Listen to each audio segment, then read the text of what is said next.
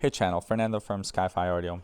Today I'm going to do something slightly different. A few people were asking recently about how we put our deals together, how we purchase and acquire equipment, and I thought I'd do a video on the acquisition of this machine right here, which is a Nagra T Audio, super rare, coveted machine.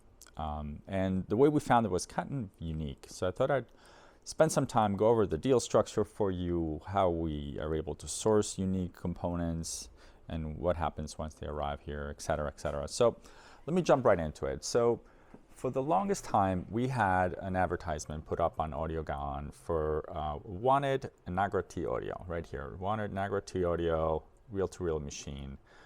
Probably 2 or 3 years ago, this ad went up. And over the last 2 years or so, the only messages we would get from people is actually looking for T Audio, right? So we'll get sort of people from outside of the country that didn't really speak English very well and misinterpreted this ad to think that we were offering a T Audio, because we did put a picture, a stock picture of the unit we were looking for. So no bites at all until about a month and a half ago. We finally got an email from someone. Essentially, let me go over to here. With a picture of a beautiful T Audio on a stand with the bridge, which is what we wanted, this top section here, telling us that he was out on the West Coast and he had one, if not two of these machines available. So finally, after many, many years of searching, we had a warm lead to chase down. So we interacted a bit, changed some, exchanged some pictures, had some discussions about pricing and all that. So and then a couple of days later, I got another email from him that was kind of peculiar, and this kind of put me on alert, right? It said, "Hey, Fernando, before we get into pricing, let me ask you a crazy question. And I promise you this isn't I am a Nigerian prince situation." So I don't know if you guys know, but there's a lot of scams going around offering money from Nigerian princes. So, so there's a guy in New Jersey selling some Alnic equipment on US Audio Mart. He's moving out of the country in about a week and isn't keen on handling shipping to Los Angeles, where we are. Do you think there's a scenario where you guys can buy and procure the Alnic equipment and I trade you the Nagra equipment? There would be more likely a balance owed to you, which I would pay in advance, just seeing if that would even be an option. FYI, you can look me up on LinkedIn. I'm actually a legitimate business person. My name is, I crossed that out, and I'm the president of I Crossed That Out in LA. Let me know if that seems like an option. Sorry if it sounds like a scam. Sure enough, right? I went from extreme happiness to some disappointment, thinking, oh boy, here we go. Someone's trying to do some cute negotiating with us. So I spent some time back and forth speaking to this potential buyer, and then I did contact the Alnic buyer, who ended up being an old client of ours as well. And I got comfortable enough to actually put this deal together. So sure enough, a week later, after we had agreed on the pricing and the structure, the Alnic equipment arrived here at our shop. I'll post some pictures on that in the later video. Beautiful stuff. It gave me an opportunity to see some Alnic equipment, which I'd never actually had in the shop before, so it was win-win. Equipment came, we did some packing, shipping out, and off it went. And at the same time, the Nagra pieces were shipped to us. And pieces because I ended up negotiating and buying a second machine as well, which we're lucky to have. So that is the structure of the deal. So it went pretty well. The seller of the Alnic equipment was pleased. The buyer of the Alnic equipment was pleased, and we got two great machines that are in great working condition. So let me tell you about the Nagra and why we went through all this trouble. Historically, or what most people are used to, are these machines. Here is a Nagra 4SJ. This is a portable field recorder used in the movie industry and commercials, and essentially meant to be a portable machine. It's actually battery driven, believe it or not. If we flip this over underneath, there's actually see that big cover there. It actually holds I think 6 or 8 D-sized batteries. So back in the day when analog reigned, a sound engineer would be out in the field, maybe at a movie set, with this machine hanging from his shoulder. There is actually right here connections for shoulder straps.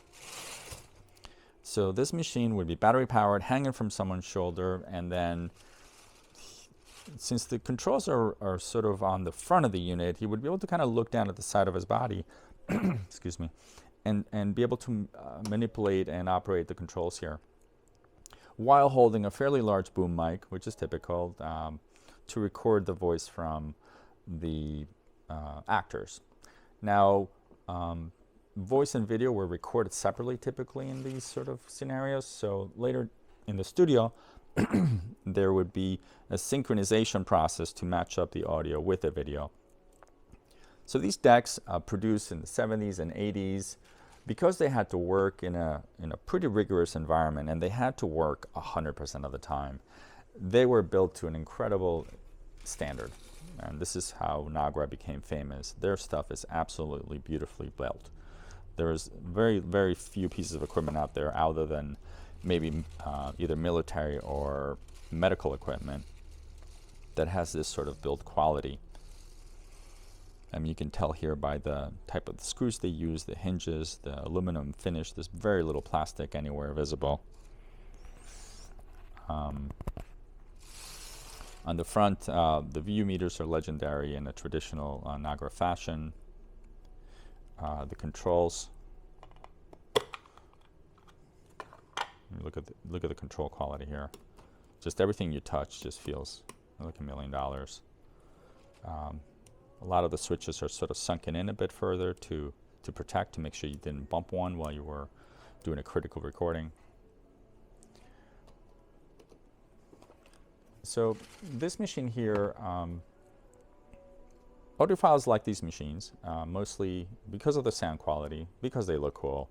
But the only downside to them is that they take the small reels. They don't handle the larger reels that are more typically used in home audio recording. That would be this size here. And that's where the T-Audio comes in. It's not only a studio stationary machine, but it also can handle the larger 10.5-inch reels for the 1/4-inch tape, which is more desirable for home use. So this is essentially the big brother to that. And the same exact build quality, design philosophy, and an amazing looks. It looks like a real piece of laboratory equipment. This particular model we've got here came with the flying bridge, which is where the controls are kept. And I'll go a little further into its operation and features a little later on the video, but for now I just wanted to go over the deal structure and tell you how we ended up getting a pair of these. Well, it's finally here after 3 years of searching. Super excited to get this opened up.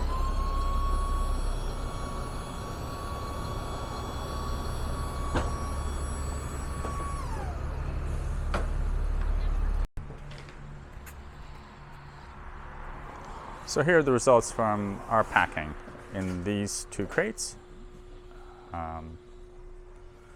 Came all of this stuff. I'm gonna go over it and see if we can make some sense out of it. So it's not one, but actually 2 Nagra T-Audio complete machines from Switzerland. And let me go over some of the pieces. So the stands are different, probably different generation. That looks a little bit older than this stand. Along with this aluminum support. So I suspect those 2 aluminum supports go with this stand. Then you mount the Nagra tape machine on it, and flying off of the rear brackets is going to be a meter bridge. So I suspect this is 1 unit here, 2nd unit is here, more of a modern leg with the tape machine here still wrapped in plastic, and the meter bridge there and the backing piece for it. And then we've got a ton of accessories, some really nice Nagra original hub adapters there, some more there, and some other brands, different miscellaneous pieces. A couple take-up reels, nothing special there. Some power cords. We're taking a look at the machine. And we'll assemble these and get them up and running, but just wanted to share part of the unpacking with you. near the control panel for it. This should tilt up. Not quite sure how to release it yet, so I've got a lot to learn. Oh, here we go. Look at that. And then I bet you there's a release for the top as well. Yep.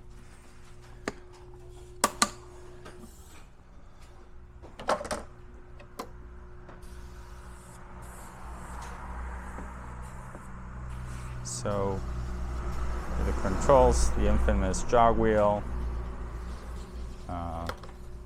slide for the tape engagement, in the different positions for 20 centimeters or 8 to 12 inch hubs. So pretty cool. I'm super excited to get it all assembled. Probably won't feature in that video. It's gonna be a bit boring, just a bunch of nuts and bolts that kind of go together. But as soon as I power up, I'll make another video and share the joy. All right, so I've got it assembled. It took an hour or two. Wasn't too bad. No instruction manuals or anything to go by, so there's a lot of trial and error in terms of screws. Still not quite sure if I got the stand right. This seems to be that maybe should have been on the back of the unit. And then I've seen some controversy on which is the front. It would seem to me that the cantilever, since there is in fact more weight hanging at the back of the unit, that this would be the back legs and that's the front with the footrest. But I've seen online both ways, so I guess if you happen to know the right orientation officially, please leave in the comments. So here it is. It's absolutely beautiful unit, Nagra T audio. In good shape. It fired right up. Took me a little while to learn how to change the speed on it, but it does seem to be working great. So let me go over a couple of things. The first thing is the slide of the head engagement. It's really neat. It's a substantial piece. It's motorized, and it goes forward and pushes the entire tape against the head assembly, which you can see. Whoops.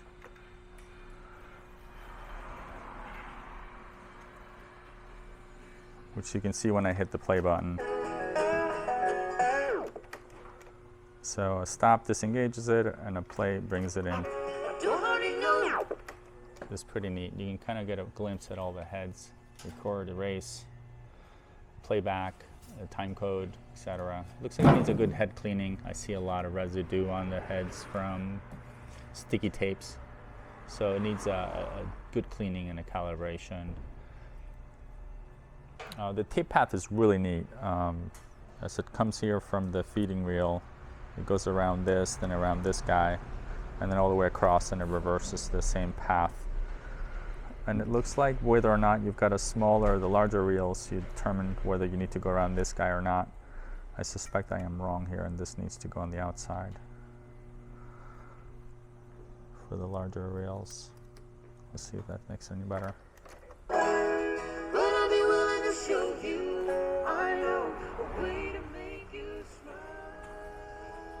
Okay, one of the neat things about the machine is the bridge. This was an absolute must. I did not want a deck that did not have the bridge. I think it's one of the cooler things of the deck. It's got built-in speakers, the VU meters obviously, and then the record and reproduction sliders or the rotaries. Not much else. This is the time code component, which I will not be using, but it's neat to have it in place nevertheless. So let me show you some of the functions. There's this fast forward, super fast, super quiet, well balanced machine. And then the rewind function, that seems to be working as well. Pressing play, gauges the music. And one of my favorite features of the T audio is the jog mode. I can kind of, by the turn of the wheel, essentially dictate the exact spot on the tape you want to forward to while you hear it. So if you wanted to find the beginning of the song, you would essentially look for the dead space right there. So that's a neat feature. You also have the shuttle feature, which will let you fast forward and rewind while the heads are engaged. Not sure what it did just now, but I'm still learning the machine.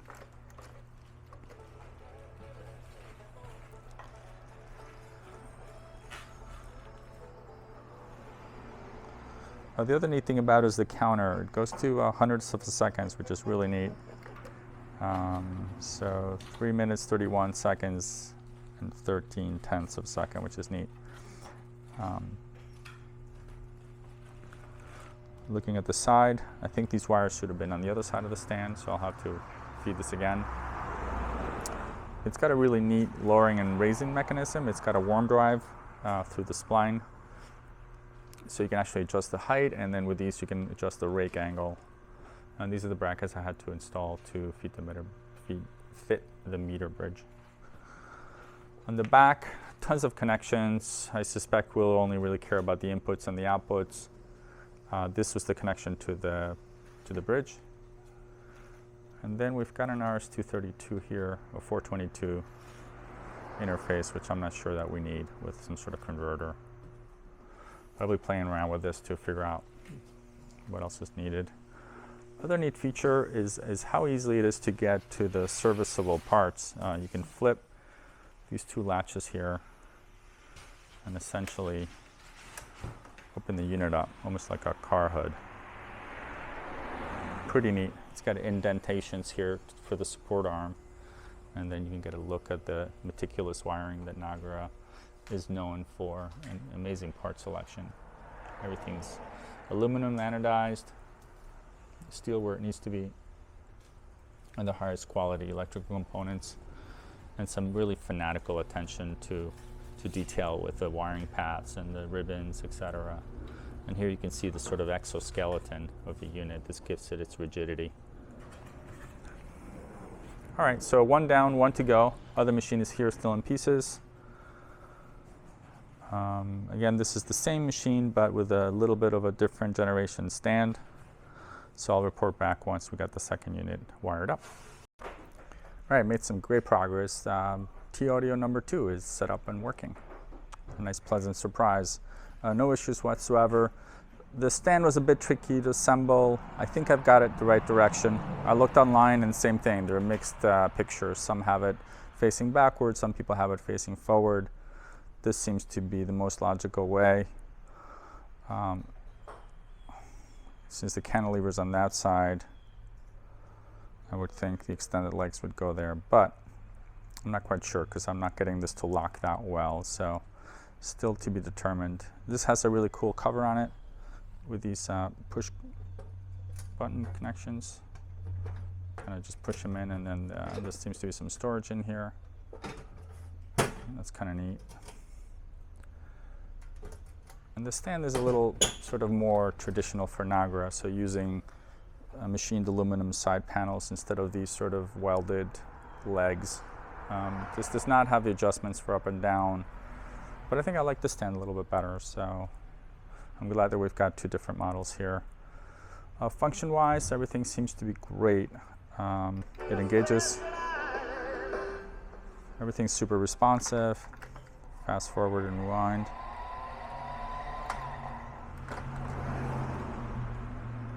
And other thing I noticed on this machine, the jog is a little bit more responsive. So I go back and forth, and this left reel is not getting left behind like it was in that machine. So I suspect this machine needs a little bit of a brake adjustment or something of the like. So this one's a little bit more responsive. The bummer thing that we knew about is that this is missing the 3 buttons, the cut, the display, and the sync. Actually 4 time code buttons missing as well. I've seen these before on other machines, so if I can't get them from Nagra, perhaps I can salvage them from somewhere else. If you've seen it, whether it's a calculator or some sort of, it almost looks like computer equipment from the 80s. If you know where I could source some of these buttons, please let me know. If not, I'll have to scan them and 3D print them, but it's going to take me forever to do, so I'd much rather find a set. So here you have it. I've learned how to change speed, which is a double press. Gives you a change in speed between 3.7 and 7.5. I have a feeling I'm on slow speed, so I've got to figure out how to change that to high speed so I can get up to 15 IPS and above. So I've got to read through the manual and figure that out. The meter bridge is in great shape. Speakers are built in just like the other one. Time code machine. Accessories up on top. And here's a quick look below. This massive amount of potentiometers and adjustments. We'll have to get the service manual and go through this and get it calibrated.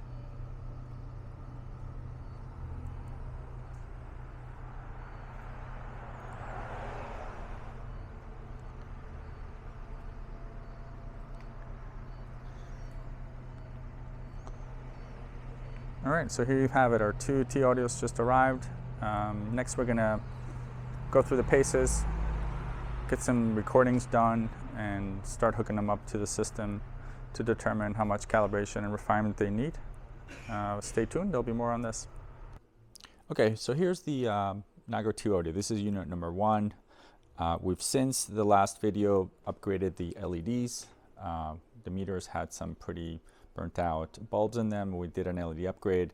I added this great light that I'll have a separate review on, and put the machine through its paces. So on the next video, I'm going to show you in depth what all these buttons do, what all these features, the jog wheel, the speed selectors, how do you equalize the boards, and how to set the default speeds up, as well as sort of make a couple of recordings and show you some of the performance. So thanks for watching. Please subscribe to the channel if you enjoy these videos. It'll help keep us motivated, and make sure you hit the like button if you did in fact like it.